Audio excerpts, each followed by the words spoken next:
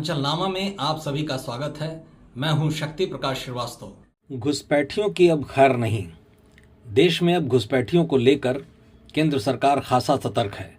केंद्र सरकार की ही तर्ज पर उत्तर प्रदेश के मुख्यमंत्री योगी आदित्यनाथ ने भी इस संदर्भ में गंभीर कार्रवाइयां शुरू कर दी हैं। उन्होंने नगर निकायों को निर्देशित किया है कि वो अपने क्षेत्र में काम करने वाले बांग्लादेशी और रोहिंग्या घुसपैठियों की पहचान कर उनकी एक सूची बनाएं। साथ ही प्रदेश के सभी कमिश्नर और आईजी को अपने मंडल में डिटेंशन सेंटर बनाने का निर्देश भी दिया है। इस आदेश के बाद हरकत में आया प्रशासन इसे जोर शोर से क्रियान्वित करना शुरू भी कर दिया है।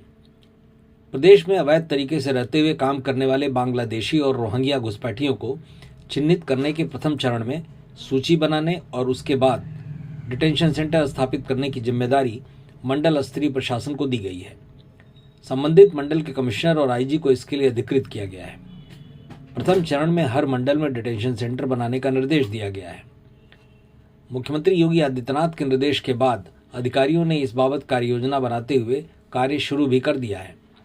जिस तरह दिल्ली में विदेशी घुसपैठियों को बाहर करने के लिए डिटेंशन सेंटर बनाए गए थे, उसी तर्ज पर उत्तर प्रदेश में भी ऐसे सेंटर बनाए जाने का काम शुरू हुआ है। मुख्यमंत्री योगी आदित्यनाथ के निर्देश के बाद बांग्लादेशी और रोहिंग्या घुसपैठियों को चिन्हित करने के बाद उनको वापस भेजने की प्रक्रिया पूरी होने तक डिटेंशन सेंटर में रखने के लिए जगह तलाशी जा रही है।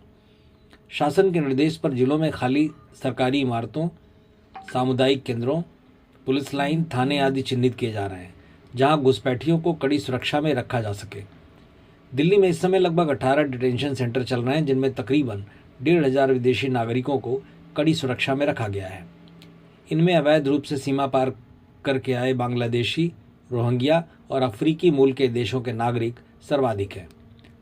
बांग्लादेशी और रोहिंग्या नागरिकों द्वारा भारतीय नागरिकता के दस्तावेज बनवा लेने की वजह से उनका सत्यापन कराया जा रहा है।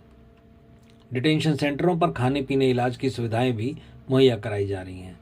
उन्हें फॉरेन रीजनल रजिस्ट्रेशन ऑफिस के जरिए वापस उनके मूल देश भेजने की प्रक्रिया भी की जा रही है। तमाम राज्यों में पकड़े गए घुसपैठियों को पश्चिम बंगाल और असम में बेसब की मदद से भेजा जा रहा है। केंद्रीय गृह मंत्रालय ने इस बाबत एक व्यापक दिशा निर्देश सभी राज्यों को भेजा है।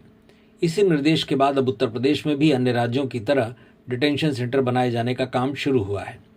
सेंटर में रखे गए लोगों के प्रबंधन और सुरक्षा की जिम्मेदारी जिला प्रशासन और पुलिस की होगी। इसके अलावा इन पकड़े गए घुसपैठियों की जानकारी गृह विभाग को भी रोजाना भेजना अनिवार्य होगा। गैर कानूनी तरीके से प्रदेश में रह रहे बांग्लादेशी और रोहिंग्या घुसपैठियों जैसे विदेशी नागरिकों को चिन्हित कर उन्हें उनके मुल्क वापस भेज देने का काम अब शुरू हो रहा है। मतलब की बात में आज बस इतना ही। कल फिर मुलाकात होगी इसी समय, इसी चैनल पर।